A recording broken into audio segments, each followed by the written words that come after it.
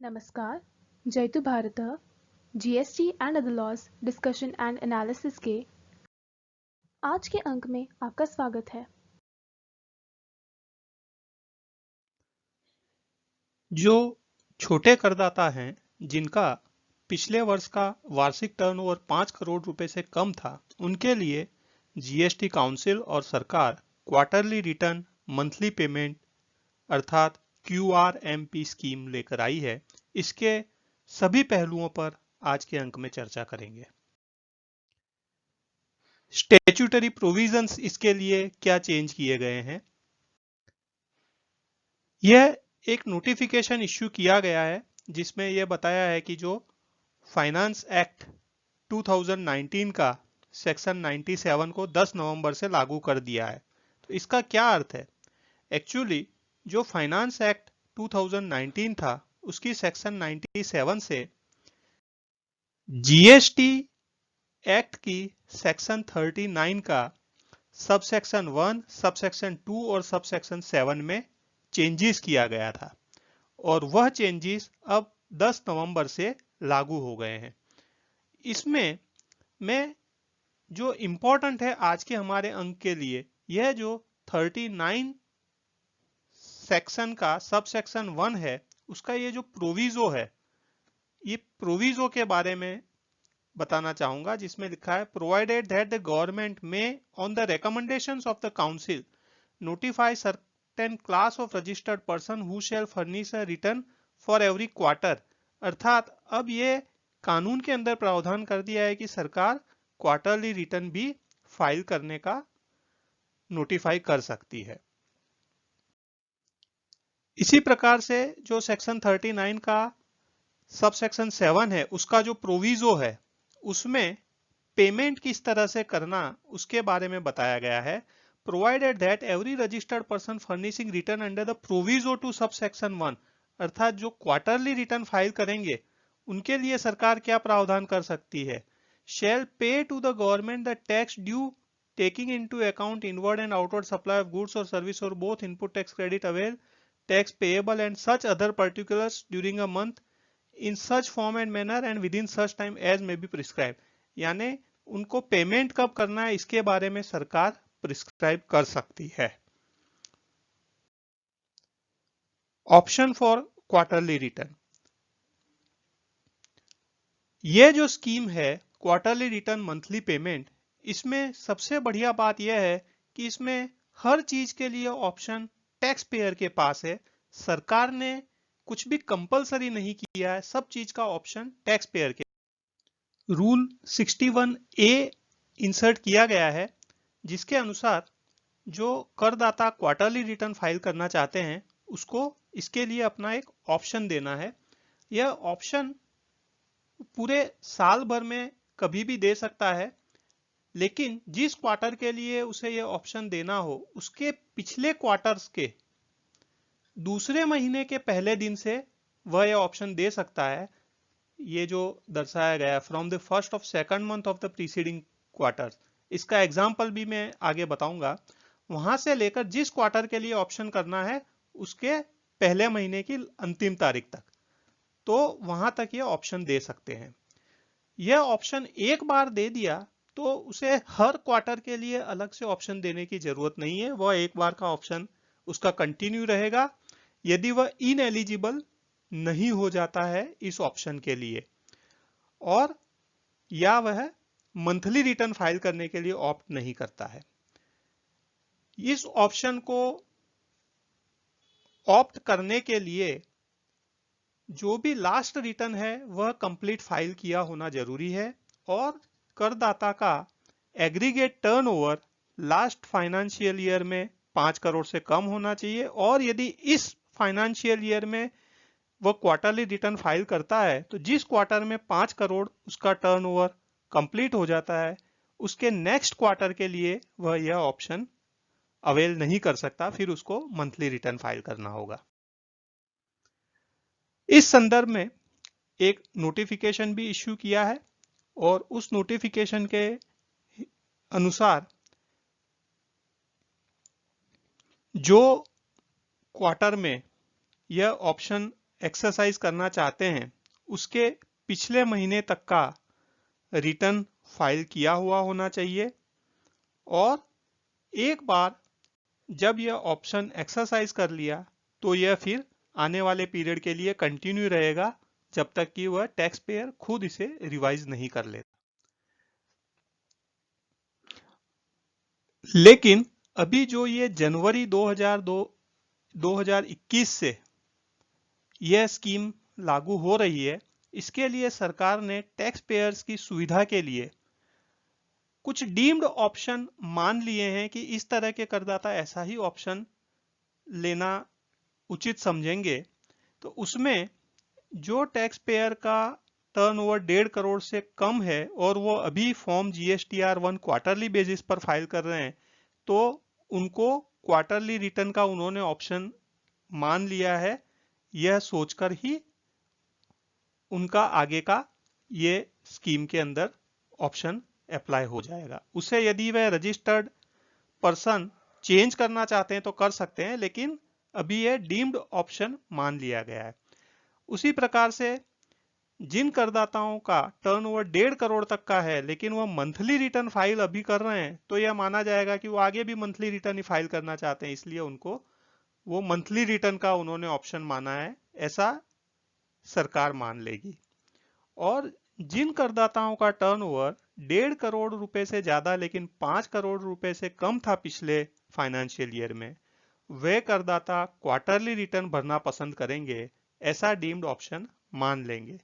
यह सिस्टम के अंदर ऑटोमेटिकली अभी हो जाएगा। इसके अंदर यदि चेंज करना चाहते हैं टैक्स पेयर, तो टैक्स पेयर 5 दिसंबर से लेकर 31 जनवरी के बीच में इसको चेंज कर सकते हैं, क्योंकि यह डीम्ड माना गया है। बाकी करदाता का यह ऑप्शन है कि वह चाहे तो इसको चेंज कर सकता है।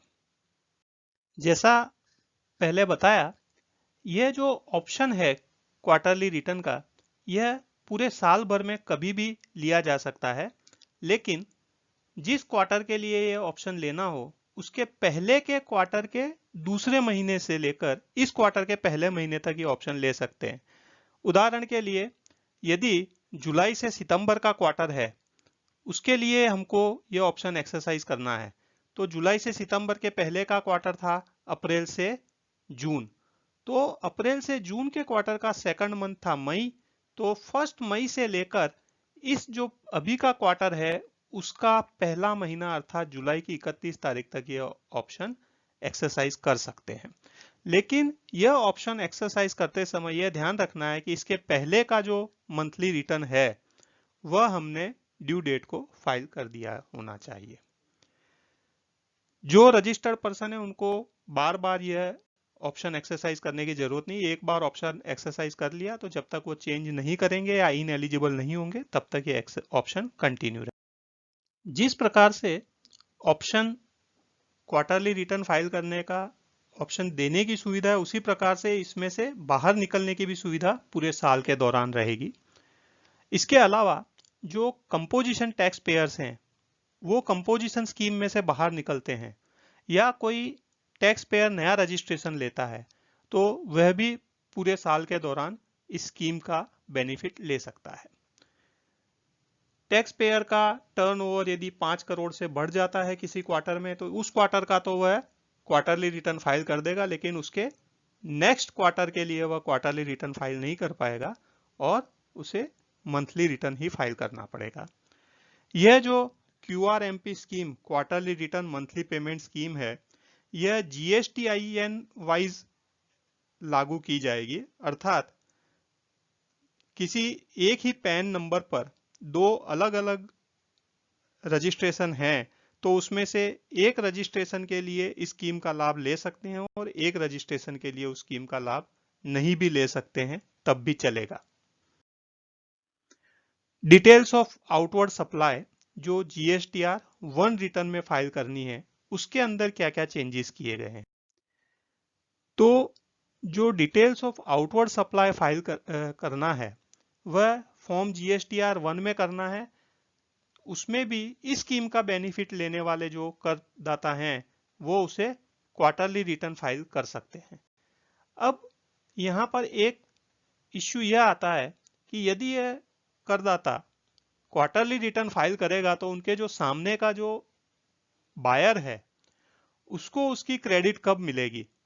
तो इसके लिए भी सरकार ने एक ऑप्शन दिया है कि जिसके अनुसार यदि टैक्स पेयर चाहे तो एवरी मंथ जो भी इनवॉइसेस इश्यू किए गए हैं उनमें से जिन इनवॉइस को वो चाहे उन इनवॉइस को वह अगले महीने की 1 तारीख से लेकर 13 तारीख तक के बीच में इनवॉइस फर्निशिंग फैसिलिटी के ऊपर अपलोड कर सकता है। जीएसटीएन नेटवर्क की जो इनवॉइस अपलोडिंग फैसिलिटी है उसके ऊपर अपलोड किया जा सकता है, जिसके कारण से वो सामने वाला जो बायर है उसको उसका क्रेडिट मिल जाएगा।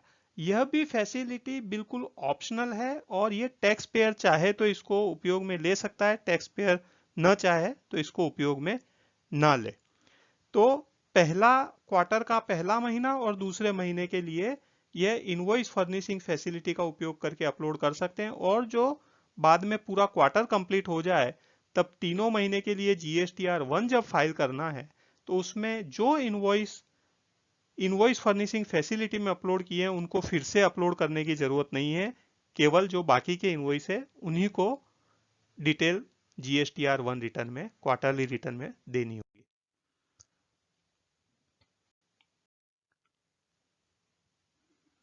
ये इसका उदाहरण भी दिया है कि जैसे कि क्वार्टर के पहले महीने में 10 इनवॉइस इश्यू किए हैं, लेकिन जो 10 इनवॉइस में से कोई टैक्स पेयर यह चाहता है कि मेरे 2 इनवॉइस जो हैं उसके बारे में मैं इनवॉइस फर्निशिंग फैसिलिटी के अंदर अपलोड कर दूं, क्योंकि सामने वाला जो खरीदार है उसको उसका क्रेडिट की आवश्यकता है, तो केवल वो 2 इनवॉइस के लिए इनवॉइस फर्निशिंग फैसिलिटी का उपयोग करके अपलोड कर सकता है। बाकी के 8 इनवॉइस जब वो क्वार्टरली रिटर्न फाइल करे उस समय जीएसटीआर 1 में दर्शा सकते हैं।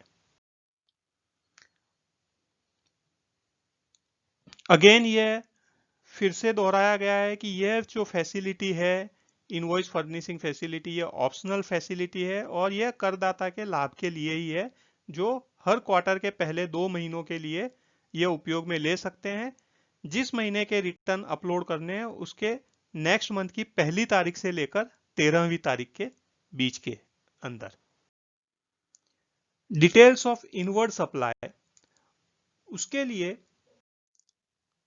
जो जीएसटीआर 2A है उसके अलग अलग पार्ट में सामने वाले सप्लायर ने जो भी जीएसटीआर 1 भरा हो या इनवॉइस फर्निशिंग फैसिलिटी का उपयोग करके इनवॉइसेस अपलोड किए हों उसके आधार पर जीएसटीआर 2A का पार्ट ए फर्निश हो जाएगा अपने आप। इनपुट सर्विस डिस्ट्रीब्यूटर के रिटर्न के बेसिस पर पार्ट बी हो जाएगा। डिडक्टर जो है टैक्स डिडक्टेड एट सोर्स, उसके रिटर्न के बेसिस पर पार्ट सी कंप्लीट हो जाएगा। इस तरह से पूरा जो फॉर्म जीएसटीआर 2A और 2B वो दोनों जीएसटी नेटवर्क अपने आप उसको तैयार करके देगा। इस तरह का प्रावधान किया गया है।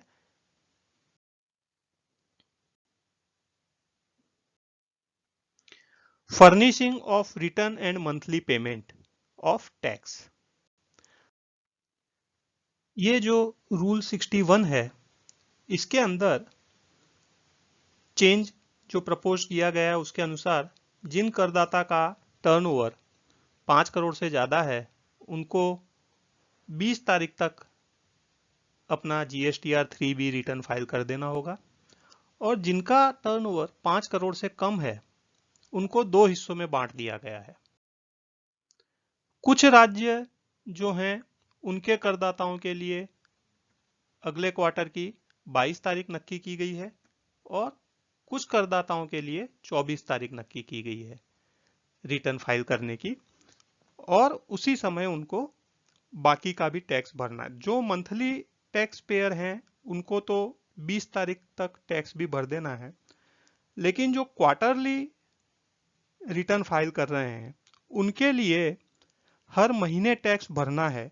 तो पहले 2 महीने वो कितना टैक्स भरेंगे, उसके लिए भी एक और ऑप्शन दिया गया है कि ये जो पहले 2 महीनों में उनको टैक्स भरना है, तो या तो वह एग्जैक्ट अमाउंट कैलकुलेट कर ले कि उनका कितना आउटवर्ड सप्लाई पर जीएसटी दे है, कितना उनको इनपुट टैक्स क्रेडिट मिलेगा, और एग्जैक्ट अमाउंट वो फॉर्म जीएसटी पीएमटी 06 से भर दे, या वह प्रिजम्पटिव जो एक मानी हुई अमाउंट है, फिक्स्ड अमाउंट, कि जो लास्ट क्वार्टर में उन्होंने जितना नेट कैश भरा था उसका 35% शुरुआत के 2 क्वार्टर में भर दे, और लास्ट का जो तीसरा महीना है उसमें तो पूरे क्वार्टर की डिटेल उनके पास आ जाएगी, तो वो कैलकुलेट करके बैलेंस अमाउंट भर दे। इस प्रकार का यह भी ऑप्शन एसएससी के पास ही, टैक्स पेयर के पास ही है, सरकार ने इसमें कोई भी कंपल्सन नहीं रखा है। और जब वह मंथली पेमेंट कर रहा है, उसके लिए डेट जो है वह 25 निर्धारित की गई है। जैसे जनवरी, फरवरी, मार्च का क्वार्टर है तो जनवरी का पेमेंट 25 फरवरी तक किया जा सकता है। यही नोटिफिकेशन के अंदर इसका ऑप्शन किस प्रकार से लेना उसके बारे में भी डिटेल में बताया गया है।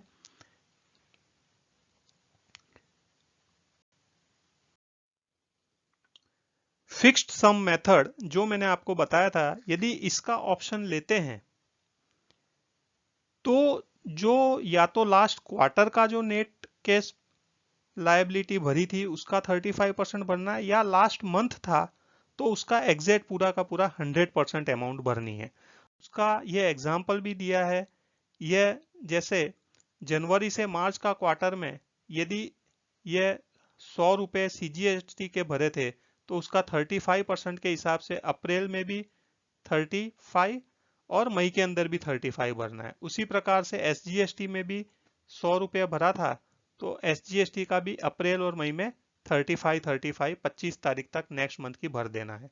आईजीएसटी का 500 रुपये भरा था तो आईजीएसटी का उसका 35% होता है 175, तो वह भर देना है। और शेष यदि था तो उसका भी 35% भर देना है।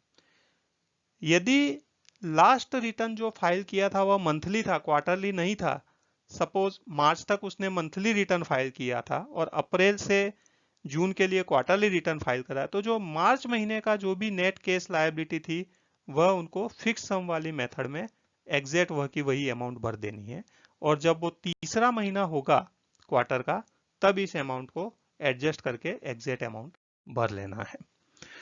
दूसरा जो सेल्फ असेसमेंट मेथड है, जैसा हम सभी जानते हैं कि जिसके अंदर हमारा जो आउटवर्ड सप्लाईज है उसमें हमारी कितनी लायबिलिटी है, वो उसके सामने हमको इनवर्ड में कितनी आईटीसी मिलेगी वह देखकर जो नेट लायबिलिटी है वो हमको 25 तारीख तक नेक्स्ट मंथ की भर देनी है फॉर्म जीएसटी पीएमटी 06 से।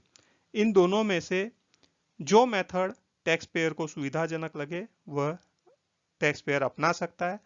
मेरे हिसाब से यदि बहुत ज्यादा सीजनल अप डाउन बिजनेस में नहीं हो, नॉर्मल बिजनेस चलता हो, तो जो ये फिक्स्ड सम वाला मेथड है वो एडॉप्ट करने में कोई बुराई नहीं है।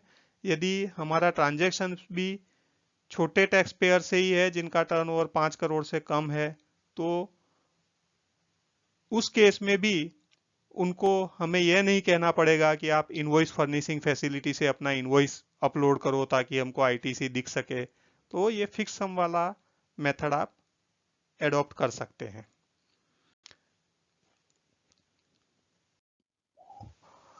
जो क्वार्टरली रिटर्न है वह जिस राज्य के अंदर टैक्स पेयर है उसके हिसाब से उसको 22 या 24 तारीख को फाइल करना है। उस समय जब क्वार्टरली रिटर्न फाइल करते समय पूरा हिसाब किताब उसको कंप्लीटली देखना है कि पूरे क्वार्टर के अंदर आउटवर्ड सप्लाई कितना हुआ और उसमें आईटीसी कितनी अवेलेबल है, और शुरुआत के 2 महीनों में उसने कितना पेमेंट किया है, उसके बाद में जो बाकी का बैलेंस है वो भर के पूरा रिटर्न अच्छे से फाइल कर देना है। इंटरेस्ट की लायबिलिटी कैसे रहेगी? यदि फिक्स सम वाला मेथड किसी ने ऑप्ट किया है। यदि फिक्स सम वाला मेथड ऑप्ट किया है और ड्यू डेट जो भी अगले महीने की 25 तारीख तक है तब तक 35% के हिसाब से भर दिया है, लेकिन वास्तव में बाद में पता चलता है कि उनका तो उस महीने में 50 रुपए कैश में भरना चाहिए था, तो क्या इंटरेस्ट की लायबिलिटी आएगी? तो इंटरेस्ट की लायबिलिटी इस केस में नहीं आएगी, क्योंकि रूल में ही लिखा गया है कि 35% यदि भर देता है तो उसको टैक्स पेमेंट माना जाएगा, तो इसलिए उस केस के अंदर इंटरेस्ट की लायबिलिटी नहीं आएगी। सेकंड मंथ में भी इसी प्रकार, और जब पूरा क्वार्टर कंप्लीट हो जाता है तब जो 22 तारीख या 24 तारीख जब भी ड्यू डेट है तब तक पूरा पेमेंट कर दिया तो उसके बाद में कोई इंटरेस्ट की लायबिलिटी नहीं आएगी। लेकिन यदि क्वार्टरली रिटर्न डिलेड फाइल किया जाता है तो जितने दिन का डिले है उतने दिन का फिर इंटरेस्ट की लायबिलिटी बनेगी।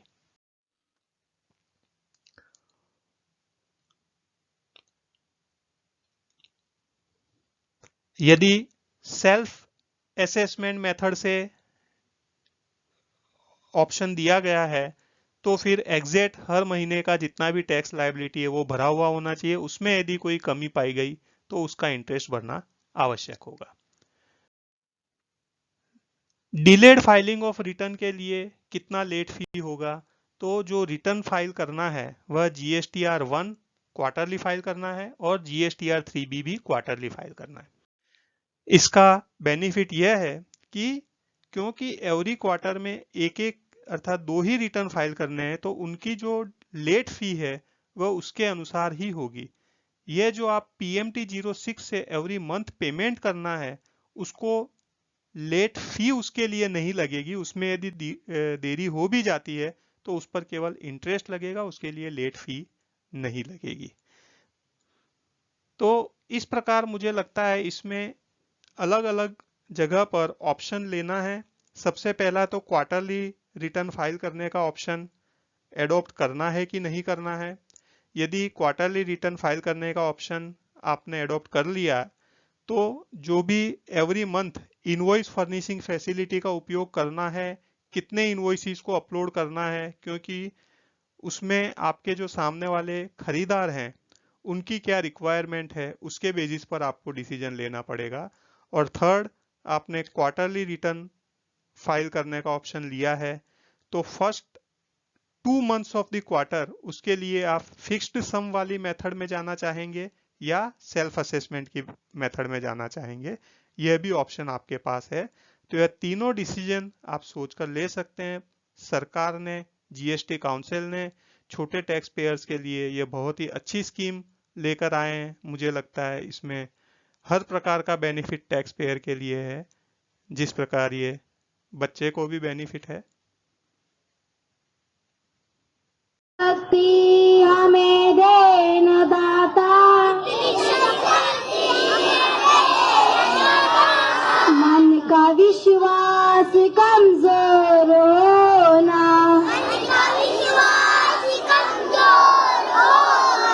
दूर अज्ञान के हो अंधेरे, तू ज्ञान की रोशनी। आज के अंक में बस इतना ही। धन्यवाद। Please like, share and subscribe. आपको और किसी GST रिलेटेड विषय पर जानकारी चाहिए विशेषतः तो कमेंट्स में लिख सकते हैं। जय हिंद।